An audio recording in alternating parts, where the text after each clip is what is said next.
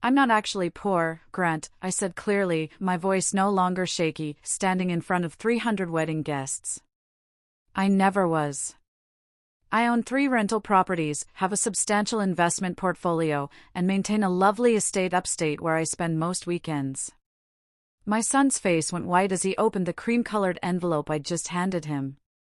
His fiancée Paige, now technically his wife of 30 minutes, let out a gasp that could shatter glass. Mom, what? Where did you get this?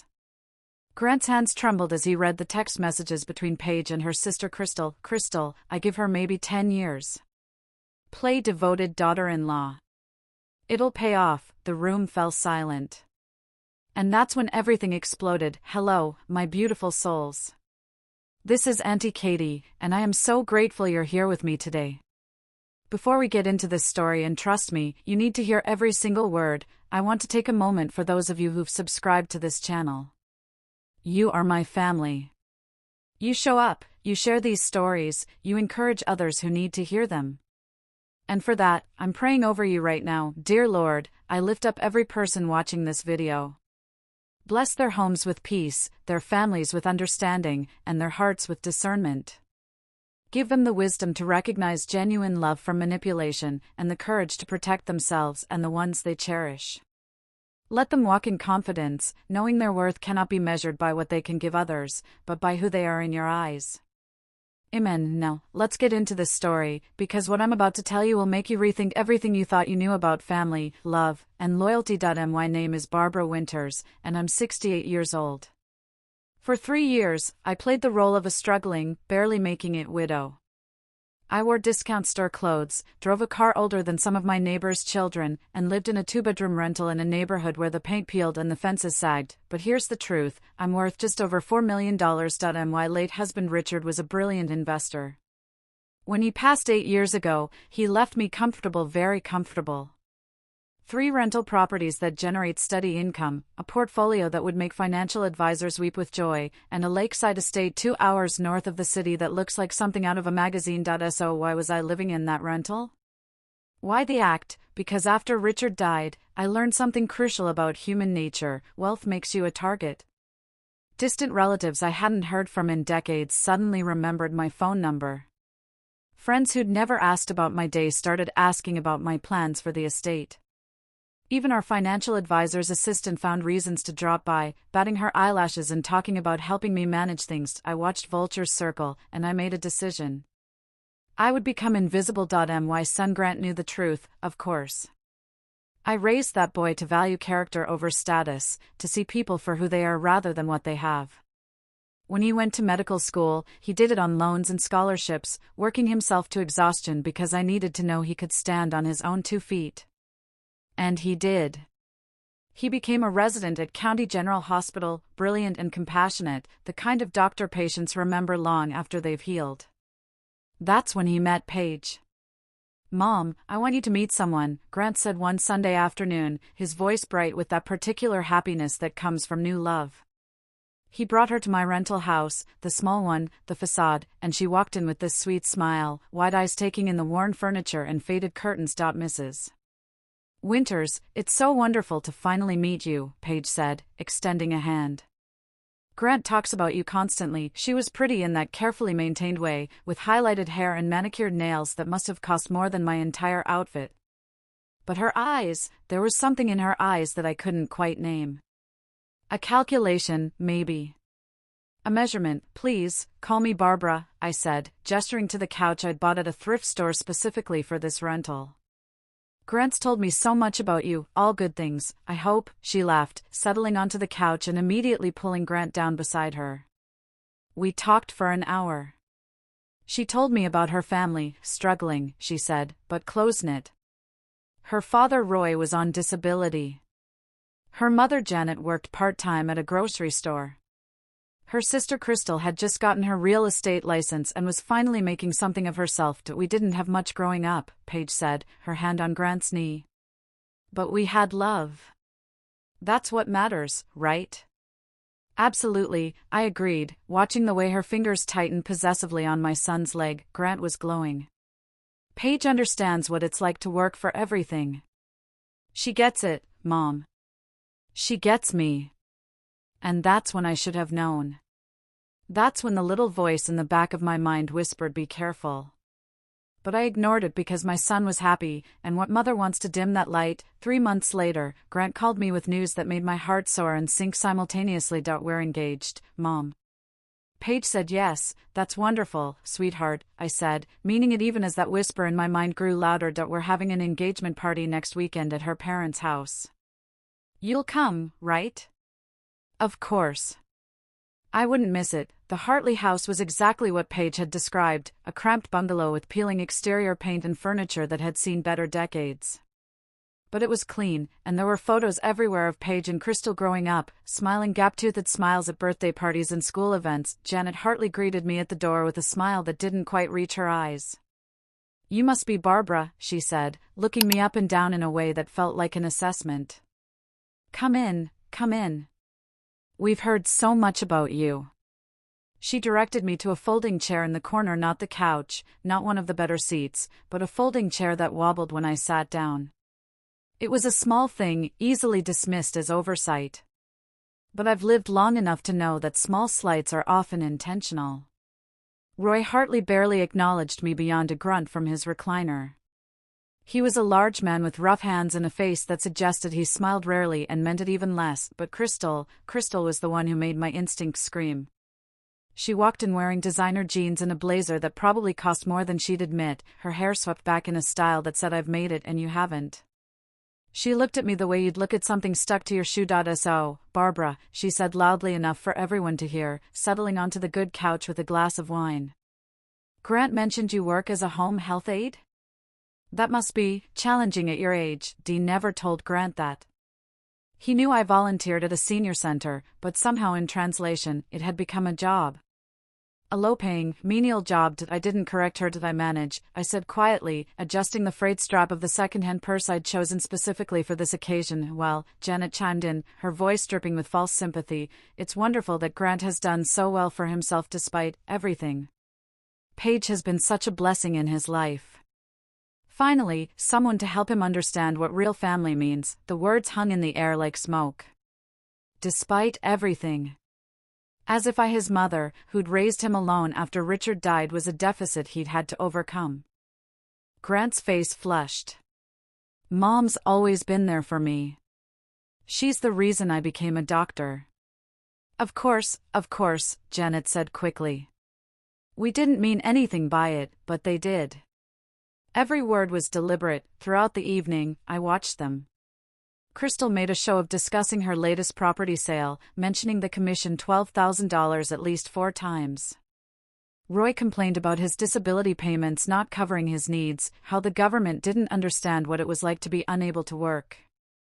Janet dropped hints about the wedding, sighing about how expensive everything was these days, how they'd have to scrimp and save to give Paige the day she deserved, and Paige sat beside Grant, her hand on his knee, smiling sweetly while her family systematically dismantled me with words wrapped in concern. Mom's so humble, Grant said at one point, trying to defend me. She's always been about living simply. It's something I really admire. Simple is one word for it, Crystal muttered into her wineglass. The breaking point came when Roy pulled Grant aside, not quietly enough, into the kitchen. Son, I heard him say, you're going to be the man of your family now. Your mother's going to need help as she gets older. Just want you to know we understand if she becomes a financial burden. That's what family's for. I couldn't see Grant's face from where I sat, but I heard the tension in his voice. My mother isn't anyone's burden. Of course not, Roy backtracked smoothly. Just saying, when the time comes, we're here. Not everyone has the resources to take care of aging parents properly. We get that. I excused myself to the bathroom and stood in that dingy, mildew-stained space, staring at my reflection. The woman looking back at me wore a mask of humility, but underneath, something cold and analytical was taking notes. These people weren't just condescending. They were planning their future with my son's success as the foundation, having already written me off as negligible, or worse, as a problem to be managed. When I returned to the living room, Paige was showing her mother photos on her phone. This venue is perfect, Janet gushed. How much did you say? The package starts at $50,000, Paige said casually. But Grant says we deserve the best, don't you, baby? She kissed his cheek, and I watched my son, my brilliant, kind, hardworking son who was still paying off medical school loans, nod uncertainly that we haven't exactly decided on the budget yet, he started. Oh, but this is the one, Paige interrupted. I showed you the pictures. You loved it, that it's beautiful, but you do want me to have the wedding of my dreams, don't you? Grant's shoulders sagged in a way I'd never seen before. He looked exhausted, overwhelmed, trapped. Of course I do, he said quietly, and that's when I knew. These people weren't welcoming my son into their family. They were absorbing him, consuming him, planning to use him until there was nothing left. I drove home that night in my old car, a 15-year-old sedan I maintained meticulously, and made a phone call. Mitchell, I said when my financial advisor answered. I need you to do something for me. What kind of something, Barbara? Mitchell asked, concern evident in his voice. He'd been managing my investments since Richard died, and he knew me well enough to recognize when I was serious. I need a complete financial background check on the Hartley family. Janet, Roy, Crystal, and especially Paige. Everything, debts, bankruptcies, lawsuits, spending patterns. I don't care what it costs. There was a pause. Barbara, what's going on? I'm protecting my son, I said simply. And I need to know exactly what we're dealing with. The report came back 3 days later, delivered to my actual home, the lakeside estate, in a sealed manila envelope. I sat on my deck overlooking the water, watching the sunset paint everything gold and orange, and opened it. It was worse than I'd imagined. The Hartleys weren't just struggling. They were drowning. Roy's disability claim was fraudulent. Mitchell's investigator had found video footage of Roy doing construction work for cash, lifting heavy materials, climbing ladders, all while collecting government disability payments for a back injury that supposedly left him unable to work. Crystal had been fired from not one but 2 previous real estate agencies for ethics violations. Inflating appraisals, pressuring clients into bad deals, pocketing fees that should have gone to the brokerage. Her current license was hanging by a thread. Janet had 3 credit cards maxed out to their limits, totaling nearly $40,000. The statements showed a pattern: online poker. She gambled away money they didn't have, chasing losses with more losses, and Paige had $47,000 in credit card debt. I read through the itemized statements, my coffee growing cold beside me. Designer clothes. Expensive restaurants. A lifestyle she couldn't afford, all racked up in the 6 months before she met Grant. But the real gut punch came in the form of text messages. Mitchell's investigator, a man who'd worked in digital forensics before retiring, had recovered them from Paige's cloud backup. Messages between Paige and Crystal, starting from 2 months into her relationship with Grant. I read them 3 times, each reading turning something cold and hard in my chest. Crystal, how's the doctor boyfriend? Still loaded? Paige, getting there. He's a resident, so not rich yet, but his attending says he's brilliant. Plus his mom's getting old. He's an only child. Do the math. Crystal, what about the mom? She have anything? Paige, doubt it. Lives in a shitty rental, drives a beater. Grant says she volunteers at old folks' homes. Probably broke as hell. But when she dies, whatever she has goes to him, then eventually to me. Plus no siblings means no competition for inheritance. Crystal, smart. Marry the career, wait out the old lady. Paige, exactly. I give her maybe 10 years. Grant's too nice to put her in a home, so I'll play the devoted daughter-in-law. It'll pay off. I set down the papers and looked out at the lake. The water was calm, reflecting the dying light like a mirror. But inside me, a storm was building. This woman didn't love my son. She loved his earning potential. She calculated my death into her financial planning, measuring out my remaining years like ingredients in a recipe. The wedding was scheduled for June, 8 months away. I had 8 months to dismantle this carefully constructed trap, but I couldn't simply tell Grant. He was in love or thought he was blind to everything but Paige's sweet smiles and affectionate touches.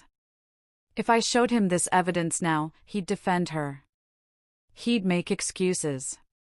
He'd tell me I was being paranoid, that I didn't understand their relationship. No. I needed him to see it himself.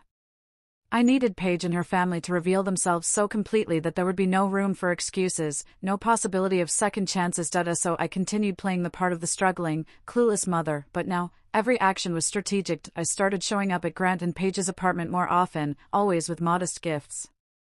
Grocery store flowers in cellophane wrapping. Home-baked cookies in reused containers. A scarf from the thrift store that still had the $3.99 price tag attached. Paige would accept them with a smile that never reached her eyes, sometimes not even bothering to hide her disappointment when Grant wasn't looking. "Oh, Barbara, you shouldn't have," she'd say, setting the flowers aside without putting them in water. "Your mom's here again," I heard her say to Grant one evening when I arrived unannounced. Her tone made it sound like an infestation, a problem to be dealt with. I started asking Paige for advice on everything. Budgeting. Shopping, technology. "Paige, honey, I'm having trouble with my phone bill again," I'd say, playing up confusion. "The company says I owe more than I thought. Can you help me understand these charges?" She'd sigh, taking my phone with barely concealed impatience, explaining things in the tone you'd use with a particularly slow child. "Barbara, you have to watch your data usage. You're going over every month. Oh, I don't understand all that. Maybe I should just get rid of the smartphone altogether." "Maybe you should," she'd muttered. I played up my struggles with bills, my worry about affording rent, my concerns about medical expenses. Each conversation was designed to reinforce their belief that I was not just poor, but incompetent, and they bought it completely. 2 months before the wedding, Janet called me. "Barbara, can we have lunch? Just us girls?" We met at a chain restaurant where she ordered the most expensive item on the menu and 2 glasses of wine. "I wanted to talk to you about something," she said, leaning forward with concern I knew was manufactured. "We're worried about you." "Worried? You're not getting any younger, Barbara. Have you thought about what happens when you can't live independently anymore?" My hands tightened around my water glass. "I'm managing fine. Are you?" She took a sip of wine. "Because Grant mentioned you've been having trouble with bills. And living in that neighborhood, it's not safe for a woman your age. Grant has enough to worry about without." "Exactly my point," Janet interrupted. "He's about to start a family with Paige. They need to focus on their future, not be constantly worried about you. Have you considered assisted living? There are wonderful facilities for low-income seniors." "Low-income seniors. I appreciate your concern," I said carefully, "but I'm not ready for that. Barbara, be realistic. What happens when, not if, but when you have a medical emergency? When you fall? When you need help? Grant can't be your caretaker. He's going to be a busy physician with his own family to support." She said it so reasonably, as if she was doing me a favor. As if she wasn't already planning how to push me out of my son's life entirely. "I'll manage," I repeated. Janet sighed, the sigh of someone dealing with a stubborn, foolish old woman. "Just think about it." For Grant's sake, the wedding planning sessions became a special kind of torture for Grant, and I watched it happen from my folding chair in the corner of the Hartley living room. What had started as Paige's promise of a small, intimate ceremony had ballooned into something that would bankrupt my son before he even finished his residency. 300 guests, Paige announced one evening, flipping through a binder thick enough to be a medical textbook. "Crystal says anything less looks cheap." Grant's face went pale. "Paige, we talked about keeping this manageable. I'm still paying off loans. 300 people means your colleagues will see you know how to throw a proper celebration," Crystal interrupted, not even looking up from her phone. "Hospital administrators will be there. Senior physicians. This is an investment in your career, Grant, but the cost per person is worth it," Janet said firmly. "You can't start your marriage looking like you're pinching pennies. What will people think?" I watched my son's shoulders slump, the weight of their expectations pressing down on him like a physical force. He was working 80-hour weeks, falling asleep during dinner, barely keeping his head above water, and now they wanted him to finance a spectacle. "Maybe I could help," I offered tentatively, my voice small and uncertain. "I have a little bit saved." The room went silent, then Crystal laughed. It was a harsh, cutting sound that made me flinch intentionally. "Barbara, that's sweet," she said, her voice dripping with condescension. "But we're talking about real money here. Serious money. Your savings probably wouldn't cover the flower arrangements, Crystal. Grant's voice was sharp, defensive. That's not what? Crystal spread her hands innocently. I'm just being honest. No offense, Barbara, but you can barely afford your own rent. The last thing we need is charity from someone who's struggling themselves. The word charity hung in the air like poison gas. I nodded meekly, looking down at my hands. I just wanted to help out, we know, Paige said, reaching over to pat my hand in a gesture that felt more like dismissal than comfort. But Grant and I have this handled. Don't we, baby? Grant didn't answer right away. He was staring at the budget spreadsheet in front of him, and I could see him doing the math, calculating how many extra shifts he'd need to pick up, how many years this would add to his debt. Sure, he finally said, his voice hollow. We've got it handled. That night, he came to my rental house. It was late, nearly 11, and he looked destroyed.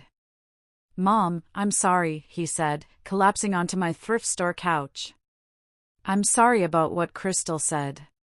About all of this, you don't need to apologize for other people's rudeness, I said, sitting beside him. It's not just Crystal. It's everything. The wedding has gotten completely out of control. Paige keeps adding things: ice sculptures, a live band, designer invitations. Every time I try to talk about scaling back, she cries and says I don't want her to have her dream day. Do you love her? I asked, the same question I'd asked before. He was quiet for a long moment. I think so. I mean, yes. Yes, I do. She's just stressed about the wedding. Once it's over, things will go back to normal. I wanted to tell him that this was normal. That the mask would slip further after the wedding, not less.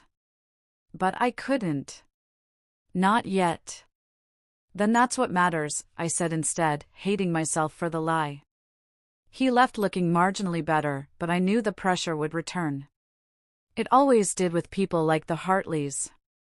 They were relentless because they'd found someone who would bend rather than break, and they intended to bend him until he snapped. 2 weeks before the wedding, my phone rang. Paige's name flashed on the screen. Barbara, hi. Her voice was bright, cheerful. I was wondering if you're free for lunch tomorrow? Just you and me. I feel like we haven't had any one-on-one time, and you're going to be my mother-in-law soon. I want us to be close. Every alarm bell in my head went off. In 3 years, Paige had never once sought out my company alone. That sounds lovely, I said warmly. Where should we meet? She named an upscale bistro downtown, the kind of place where lunch cost more than I supposedly made in a week. I arrived exactly on time, wearing my carefully selected poor mother outfit, a dress from a discount store, shoes that were worn at the heels, a purse that had seen better years. Paige was already seated, looking radiant in designer clothes, her hair freshly styled. Barbara. She stood to hug me, and I caught a whiff of expensive perfume. I'm so glad you could make it. I already ordered us wine. I hope you don't mind. The wine was $30 a glass. I'd checked the menu online. That's very thoughtful, I said, sitting across from her. She ordered for both of us without asking what I wanted, 2 of the most expensive entrees on the menu, plus appetizers. I watched the bill climbing in my head, wondering when she'd make her move. It came when the check arrived. Oh my God, Paige said, patting her designer purse with theatrical alarm. This is so embarrassing. I completely forgot my wallet at home. Barbara, do you mind covering this? I'll pay you back as soon as we get home. The bill was $173. I pulled out my worn wallet slowly, making a show of counting out cash with hands I forced to tremble slightly. I included a modest tip, not too generous, not too cheap. Exactly what a struggling woman on a fixed income would leave. You're so sweet, Barbara, Paige said, not even bothering to look apologetic anymore. I'll definitely pay you back. We both knew she wouldn't. I wanted to talk to you about something important, Paige said, leaning forward once the check was gone. Grant works so incredibly hard. He deserves to focus on his career without distractions, don't you think? Of course, I said carefully, right. So after the wedding, I was thinking it might be better if you didn't visit quite as often. Just for a little while, until he's more established at the hospital. You understand. My heart turned to ice, but I kept my face soft, confused. I don't want to be a burden. You're not a burden, she said, the lie sliding off her tongue like oil. It's just that Grant needs to prioritize his future. Our future. And honestly, Barbara, your presence reminds him of harder times. It's difficult for him to move forward when he's constantly worried about you. She was isolating him. Cutting off his support system. Making him dependent on her and her family alone. I understand, I whispered, letting my voice break slightly. I knew you would. You're such a good mother, you want what's best for Grant. Her smile widened, predatory and satisfied. Oh, and one more thing. Grant mentioned you have some jewelry from his grandmother? Nothing valuable, I'm sure, but sentimental pieces. I'd love to have them reforged into something more modern for the wedding. It would mean so much to wear something from his family. My grandmother's jewelry. 3 pieces that sat in a safety deposit box at my actual bank, the one near my estate. A diamond necklace, sapphire earrings, and an emerald ring. Collectively worth over $200,000. Heirlooms that had been in our family for 4 generations. Grant knew they existed, but he'd never asked about them, never assumed they were his to claim. He respected that they were mine to handle as I saw fit, but Paige had no such hesitation. I'd have to find them, I stammered. They're somewhere in storage. I haven't looked at them in years. No rush, Paige said, waving her hand dismissively. Just after the wedding is fine. We can have them appraised and redesigned. I'm sure whatever they're worth will help cover some of our honeymoon expenses. She'd already spent them in her mind. Already calculated their value, already planned their liquidation. I left that lunch feeling something shift inside me, something that had been patient and watchful becoming sharp and focused. The game was over. It was time to end this. I called Mitchell from my car before I even pulled out of the parking lot. I need you to arrange something for me, I said. The wedding reception. I want to make a speech. Barbara, are you sure that's and I want everyone there to receive a gift? A special gift. Can you prepare packets? There was a pause. What kind of packets? Truth, I said simply. Documented, undeniable truth. The text messages. The financial records. Roy's disability fraud. Crystal's ethics violations. Janet's gambling debts. Paige's credit card statements. All of it, printed and organized. 1 packet for every table. That's going to cause, I know exactly what it's going to cause, Mitchell. That's the point. He was quiet for a moment. You've really thought this through. For 8 months. Every detail. Every angle. They've had 3 years to show me their true colors, and they've painted a masterpiece. Now it's time for everyone else to see it too. When do you need them ready? The wedding is in 2 weeks. Can you do it? Consider it done. I spent those 2 weeks in a strange state of calm. I watched Grant grow more exhausted, more anxious.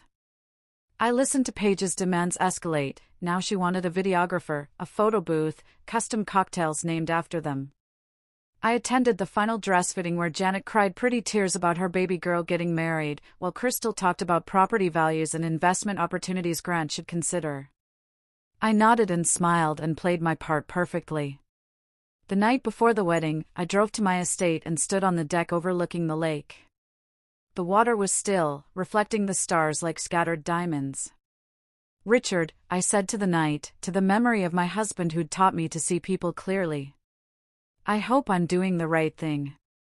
I hope you'd be proud. The wind picked up, rustling through the trees, and I chose to take it as approval. The morning of the wedding dawned with perfect weather, sunny, warm, not a cloud in the sky. Exactly what Paige had demanded, as if she'd ordered it from a catalog. The venue was spectacular.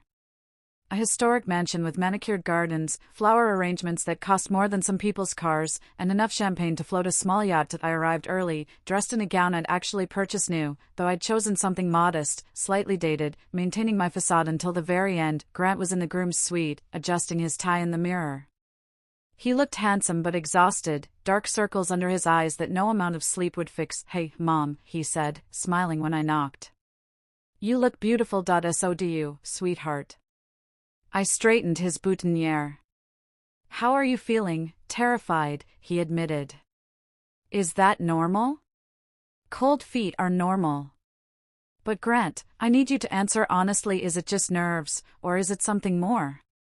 He met my eyes in the mirror. "I love her, Mom. I keep telling myself that. I love her, and after today, everything will settle down." I kissed his cheek, tasting the lie we were both pretending was truth. "Then that's all that matters." The ceremony began at 3 o'clock.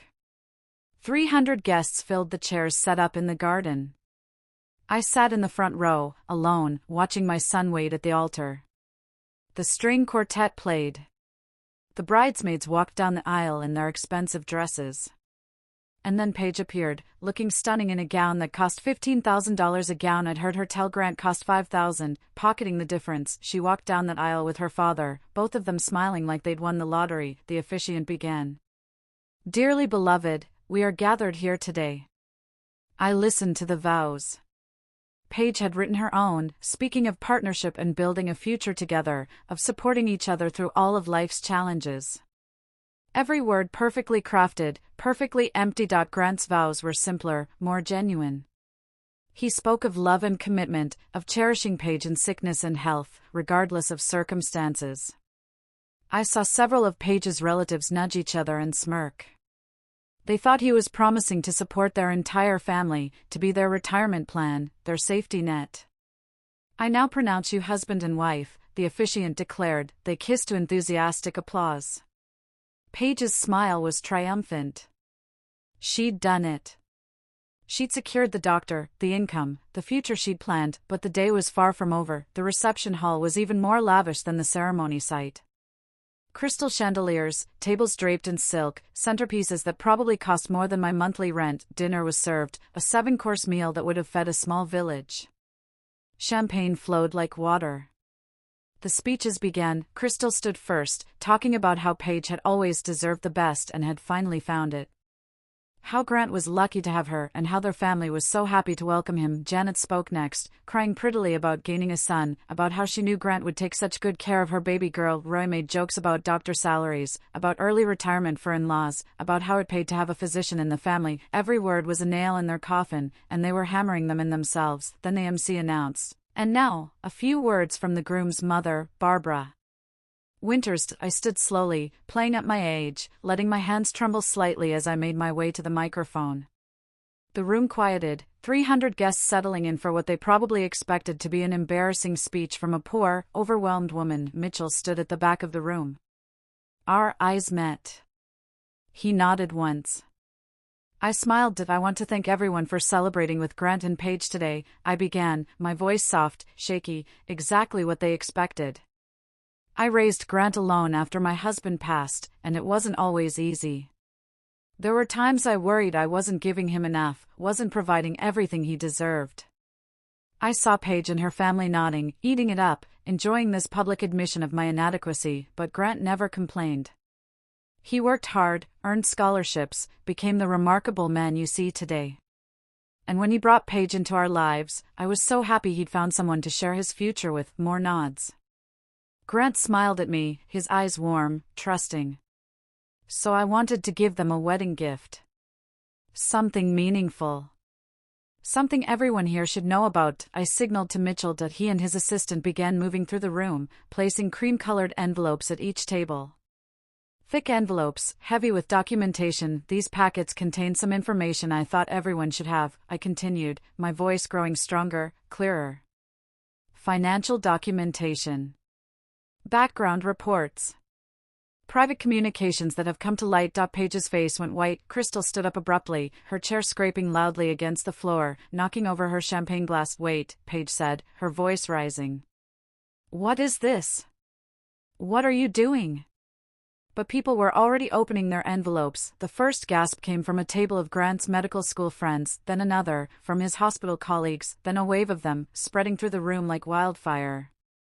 Doctors and nurses read about Paige's crushing debt, $47,000 in designer clothes and expensive restaurants.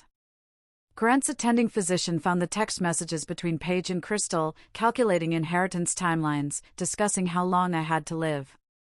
Hospital administrators reviewed the documentation of Roy's disability fraud, complete with surveillance photos of him carrying lumber and climbing ladders. The room filled with whispers, gasps, the rustle of papers. Grant opened his envelope. I watched his face as he read. Watched the color drain away. Watched his hands begin to shake. He read the text messages first. Crystal, what about the mom? She have anything? Paige, probably broke as hell. But when she dies, whatever she has goes to him, then eventually to me. Crystal, smart. Marry the career, wait out the old lady. Paige, I give her maybe 10 years. Grant's too nice to put her in a home, so I'll play the devoted daughter-in-law. It'll pay off. His hands were shaking so badly now that the papers rustled. He flipped to the credit reports. The bank statements. The receipts showing exactly where Paige's debt had come from: Gucci, Prada, 5-star restaurants she'd told him were work dinners. Mom, his voice cracked. What? Where did you get this? I stepped away from the microphone, walked over to him, and took his hand. I'm not actually poor, Grant, I said clearly, loudly enough for everyone to hear. My voice was no longer shaky, no longer uncertain. I never was. The room fell into absolute silence. I live modestly by choice, not necessity. Your father left us very comfortable. I own 3 rental properties that generate steady income. I have an investment portfolio worth just over $4 million. And I maintain a lovely estate upstate 4 bedrooms, overlooking the lake where I spend most weekends. You could have heard a pin drop, but I let Paige and her family believe I was struggling because I wanted to see who they really were. And they showed me. They showed me in their contempt, their dismissiveness, their calculations about how long they'd have to tolerate me before I died and they could claim what they thought you'd inherit. Janet shot to her feet, her chair clattering backward. This is outrageous. How dare you? How dare I? My voice cut through the room like a blade.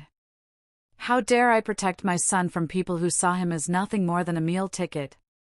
Who planned to isolate him from his family?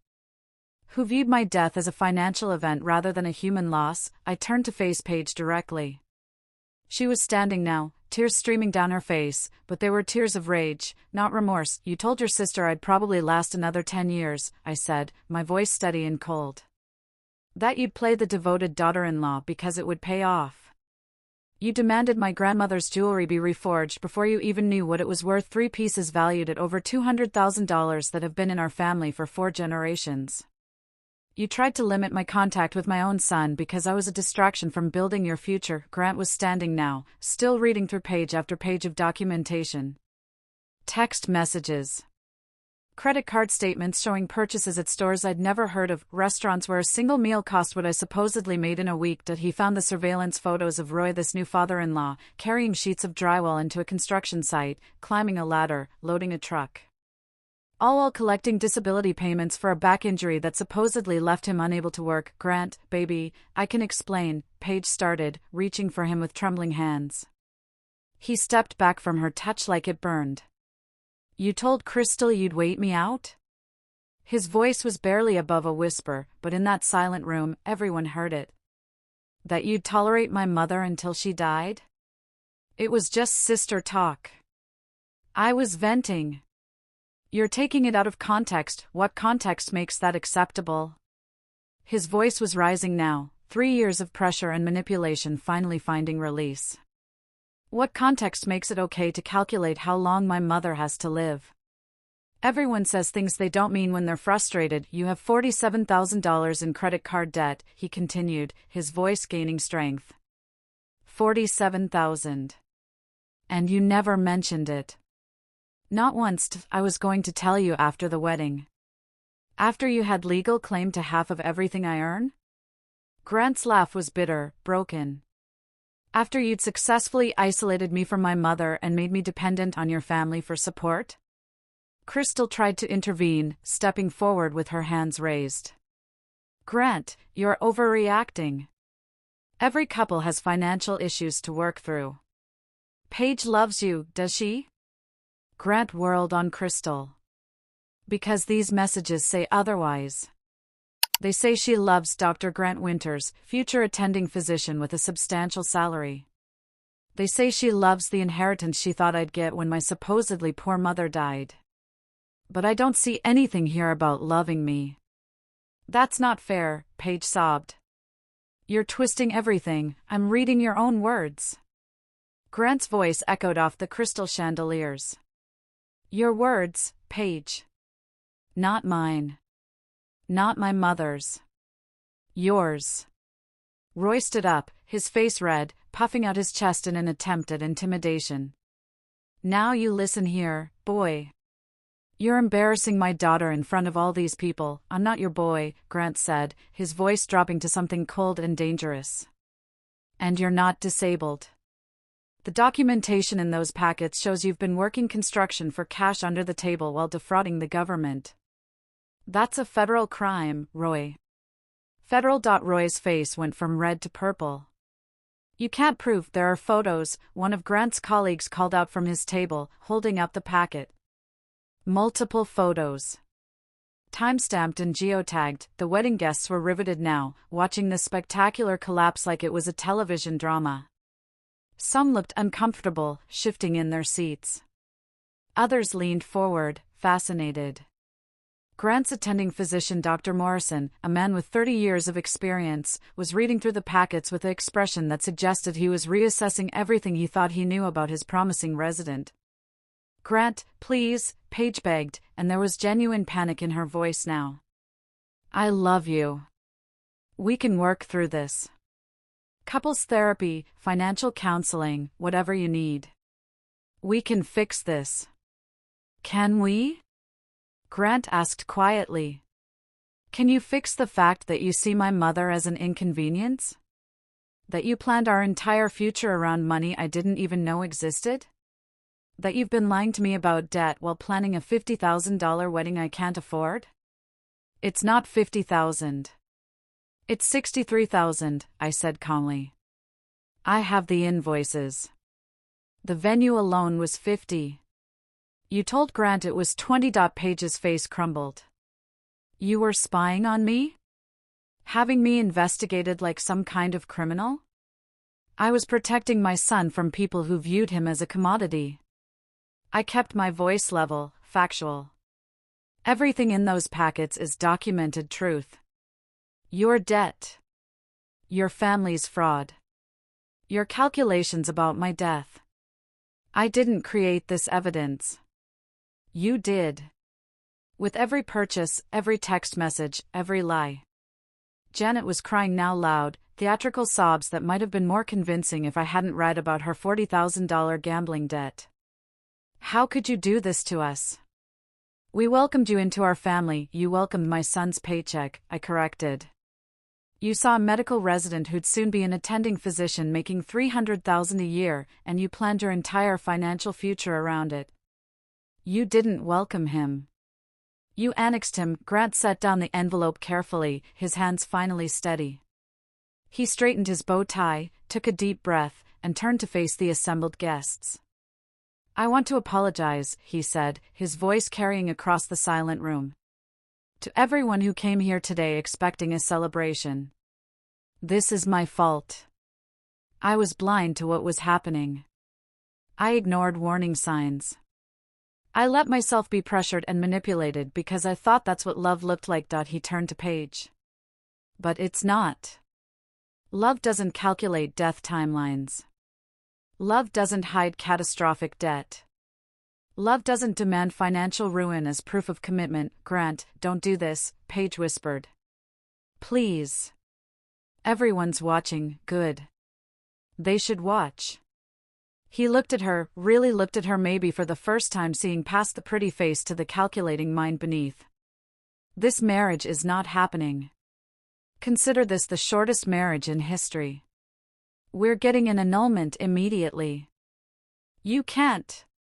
Paige shrieked, her composure finally shattering completely. We're married. Legally married. You can't just. Fraud vitiates everything, Mitchell called out from the back of the room, his voice calm and professional. Marriage contracts included. When one party enters into marriage under false pretenses, hiding massive debt, planning financial exploitation, the contract is voidable. We'll have the papers filed Monday morning. This is insane. Crystal shouted. You're destroying my sister's life over some misunderstandings. These aren't misunderstandings, Dr. Morrison said, standing up with his packet. These are calculated deceptions. Young man, he addressed Grant directly, you showed excellent judgment today. I'd hate to see you throw away your career supporting a family of frauds and manipulators. Other voices joined in, Grant's friends, his colleagues, even some of the guests from Paige's side who looked horrified by the revelations. Grant walked toward me, and for a moment, I wasn't sure if he was angry at me too. If he blamed me for the public humiliation, for the explosive end to what should have been the happiest day of his life. He stopped in front of me. Mom. Did you really live in that rental for 3 years just to test them? I lived there because I preferred peace over pretense, I said gently. The testing was a side benefit. I needed to know who was drawn to you when they thought you only had your potential, not your inheritance. You let them insult you.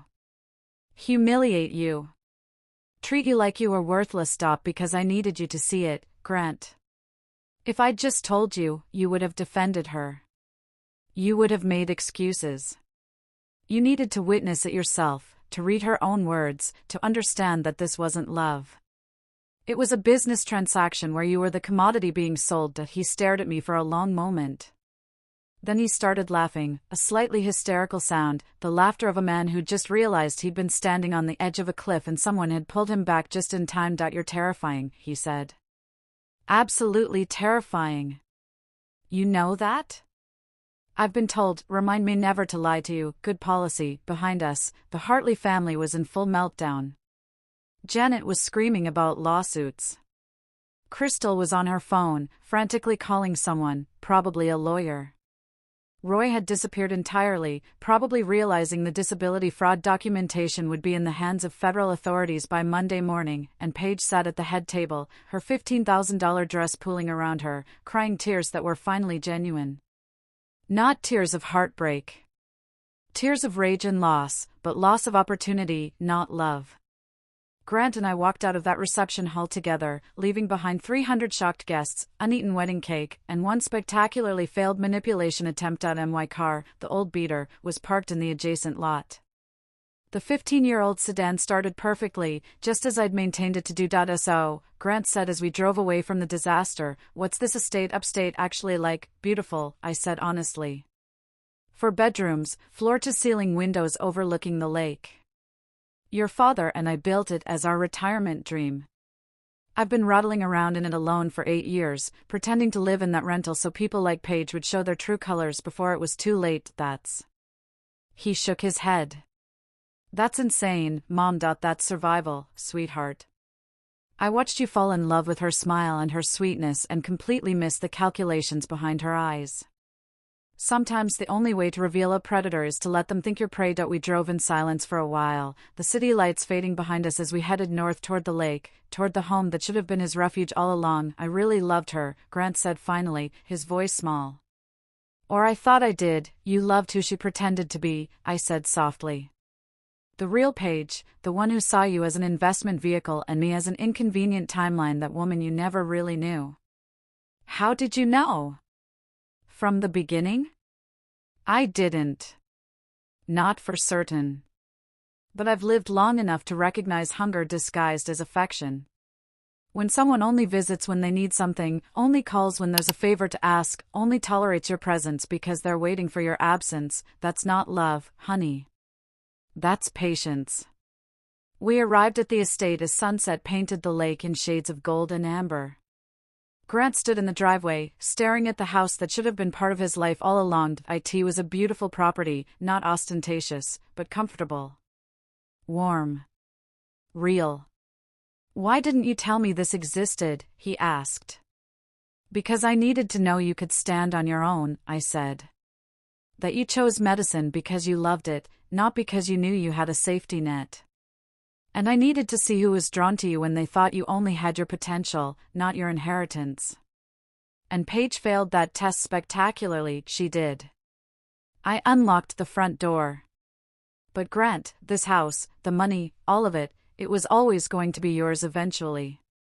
I just needed to make sure you'd share it with someone who loved you, not someone who loved what you represented. He turned to me, and for the first time since he was a little boy, I saw tears in my son's eyes.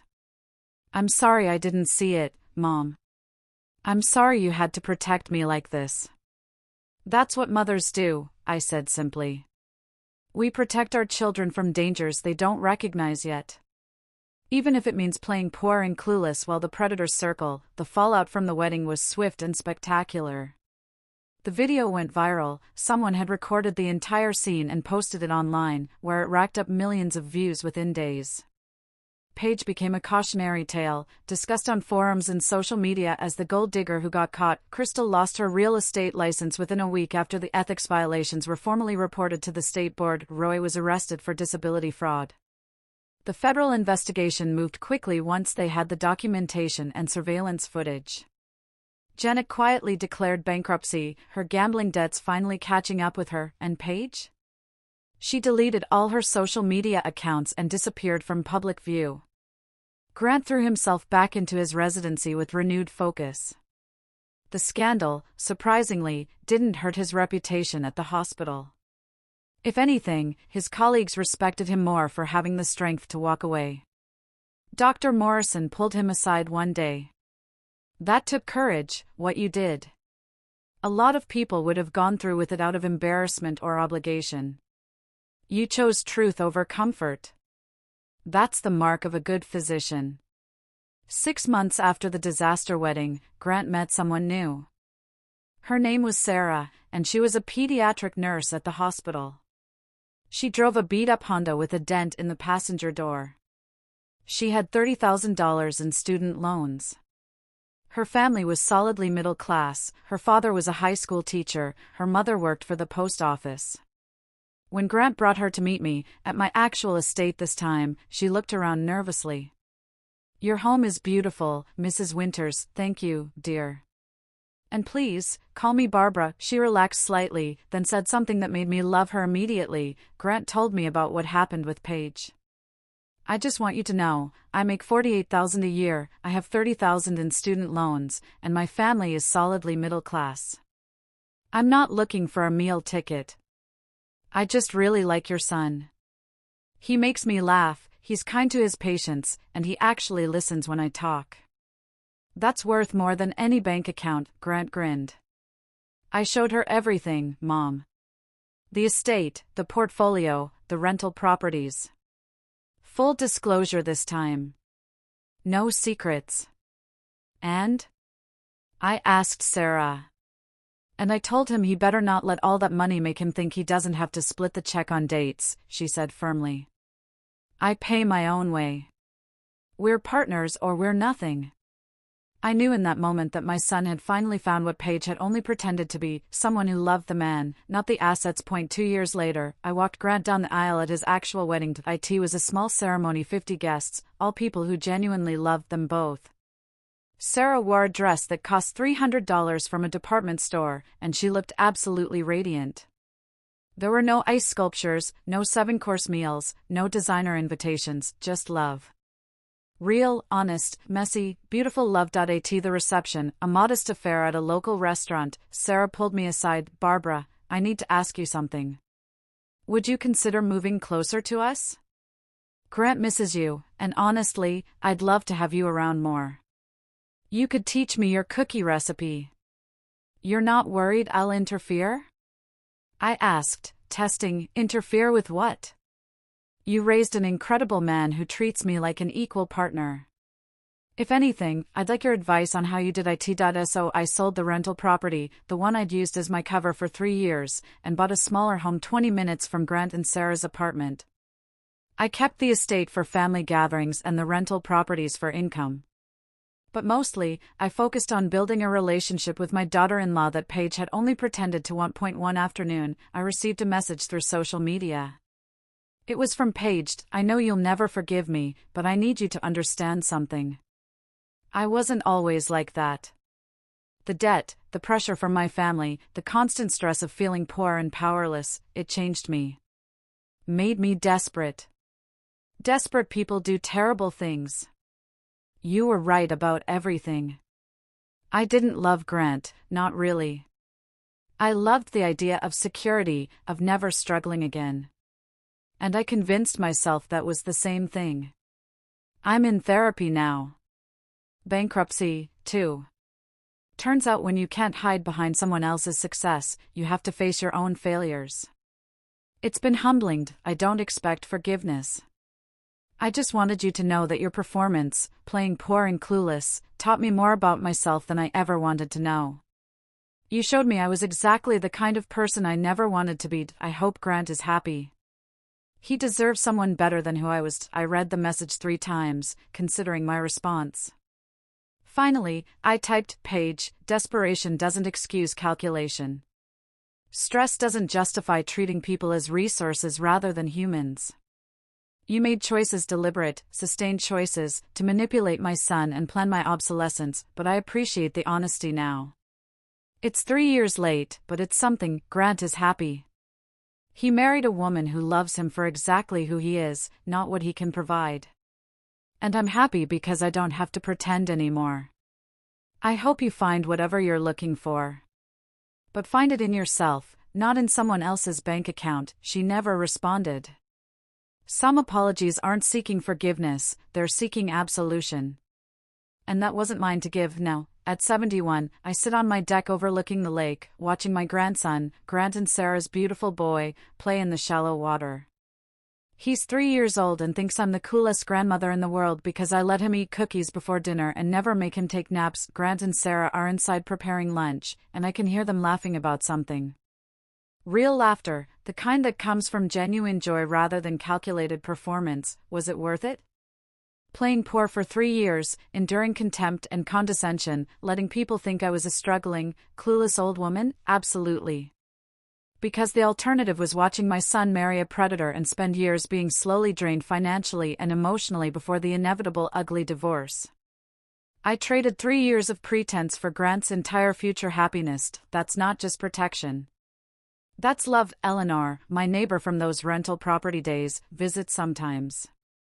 We laugh about the whole situation over wine. You know what the best part was, she says. Watching Crystal's face when she realized you owned the venue. That mansion was one of your properties, wasn't it? It was, I confirm. I'd been renting it out for weddings and events for years. Paid for itself 3 times over. So they spent $63,000 to rent your property for a wedding designed to trap your son into financing their lives. Beautiful, isn't it?